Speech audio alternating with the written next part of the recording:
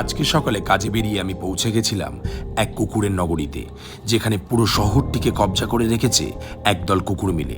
তারা নিজেদের মর্জি মতন যেখানে ইচ্ছা পায়খানা করে দিচ্ছে, প্রস্রাব করে দিচ্ছে, এরকম শহরটিকে নিজের মর্জি মতন চালাচ্ছে।